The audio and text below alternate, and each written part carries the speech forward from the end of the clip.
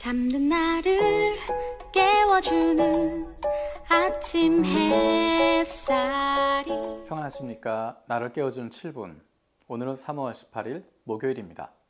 오늘 함께 나눈 말씀은 누가복음 19장 11절에서 15절까지입니다. 그들이 이 말씀을 듣고 있을 때 예수께서 덧붙여서 비유를 하나 말씀하셨다.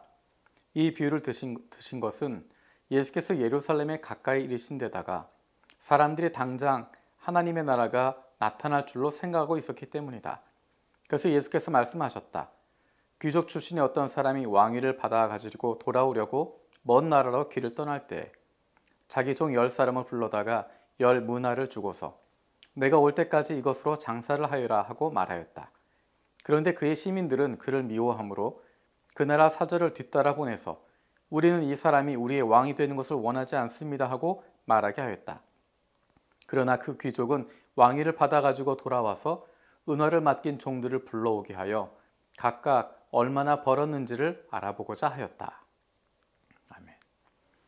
이 말씀 우리가 잘 알고 있는 마태복음에 나와 있는 달란트 비유와 비슷하면서도 또 다른 부분이 있는 비유의 말씀입니다. 사실 이 10문화의 비유는 두 가지의 이야기가 같이 담겨져 있습니다. 한 가지는 마태복음에 나와 있는 것처럼 달란트의 비유 같은 것입니다. 종들에게 돈을 맡겨놓고 그들이 장사할 수 있도록 하는 것입니다. 또 한 가지의 이야기는 그 귀족이 왕이 되는 것을 원하지 않는 사람들에 대한 이야기. 이 두 가지가 함께 들어가 있습니다. 오늘 말씀을 통해서는 그 첫 번째 이야기, 그 종들에게 나누어 주었던 문화에 대한 이야기, 그들의 충성된 이야기에 대한 이야기를 같이 살펴보려고 합니다. 오늘 본문에 보면 그 귀족이 길을 떠나면서 종들에게 10문화를 나누어 주었다라고 이야기합니다. 10명의 종에게 10문화를 나누어 주었다. 한 사람에게 한 문화씩 나누어 주었다는 것입니다. 이 문화라고 하는 단위는 노동자 석 달 품삯에 해당되는 임금이다 라고 이야기합니다. 만약에 하루에 일해서 만행을 벌 수 있다고 이야기하면 한 문화라고 하는 것은 90만행쯤 될 것 같습니다. 적지 않은 돈입니다. 그것을 사람들에게 맡겼다라고 이야기합니다.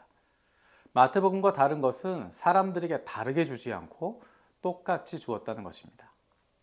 그 결과 이제 그가 돌아왔을 때 그들에게 정산을 하고 있습니다. 첫 번째 사람이 이야기합니다. 한 문화를 가지고 10문화를 남겼습니다. 두 번째 사람이 와서 이야기합니다. 주인의 한 문화로 5문화를 남겼습니다. 주인이 기뻐합니다. 칭찬합니다.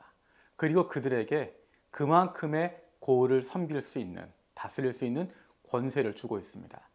한 문화, 노동자의 석 달 품삯을 가지고 열심히 일했던 사람, 충성을 다했던 사람에게 10개의 마을을 다스릴 수 있는 권세를 주고 있습니다. 그야말로 적은 일에 충성하였기 때문에 너에게 더 큰 것을 맡긴다 하는 것과 마찬가지입니다. 그런데 마태복음과 마찬가지로 한 사람은 그것을 숨겨두고 있습니다. 그리고 그 주인에 대해서 나쁘게 이야기를 합니다. 당신은 나쁜 사람입니다. 그렇기 때문에 내가 이것을 숨겨두었다가 그냥 드립니다 라고 이야기합니다. 마태복음에서는 게으르고 악한 종이다 라고 이야기하고 오늘 누가복음에서는 이 악한 종이라고 이야기합니다. 그 주인에 대해서 부정적으로 이야기할 뿐만 아니라 그것을 알고 있다면 그것에 맞게 행동했어야 하는데 그렇게 행하지 않았다는 것입니다. 게으른 것입니다. 책임을 전가하는 것입니다. 충성하지 못하는 것입니다. 종이면 그 주인에게 충성해야 하는데 주인을 비방하고 있고 주인에게 충성하지 않고 있습니다. 그리고 그것을 자신의 변명으로 삼고 있습니다. 그 사람은 악하다 칭함을 받을 수밖에 없습니다. 하나님께서 우리에게 맡겨주시는 것들이 있습니다. 하나님의 자녀이기 때문에 하나님께서 맡겨주신 일들을 기쁨으로 감당하는데 우리는 어떤 마음으로 그 일들을 감당하고 있습니까? 하나님이 우리에게 시간을 주시고 물질을 주시고 우리에게 에너지를 주시고 우리에게 여러 가지 재능들을 주십니다. 우리에게 다른 사람들을 섬길 수 있는 기회들을 주십니다. 적은 것 같지만 그것에 충성하는 사람, 나에게 주신 시간을 가지고, 나에게 주신 물질을 가지고, 내가 가지고 있는 재능을 가지고 하나님이 원하시는 일들을 열심히 섬기고 있으면, 최선을 다하고 있으면 그것이 하나님이 기뻐하시는 일이고, 그로 말미암아 더 큰 것을 우리에게 맡겨주십니다. 어떤 사람은 마치 내가 큰 일을 하기 위해서 이곳에 있다라고 착각합니다. 적은 일에도 충성하지 못하는 사람은 큰 일 맡겨질 수 없습니다.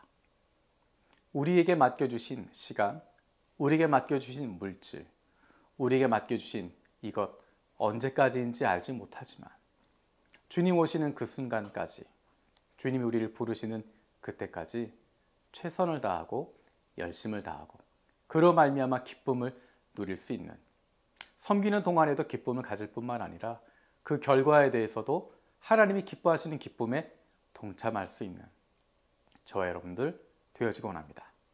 기도하겠습니다. 살아계신 아버지 하나님 감사드립니다. 오늘 말씀을 통해서 우리 자신을 돌아봅니다.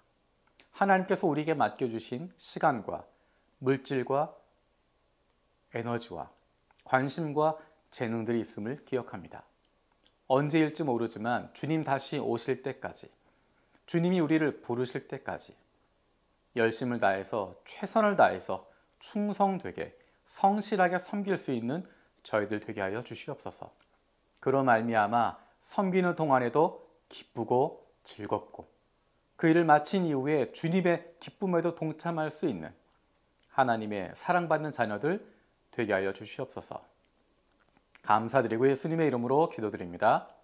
아멘. 오늘 하루도 하나님께서 맡겨주신 시간, 우리의 젊음, 우리의 인생, 기쁨과 즐거움으로 잘 누릴 수 있는, 감당할 수 있는 저 여러분들 되었으면 좋겠습니다. 감사합니다. 찬양하시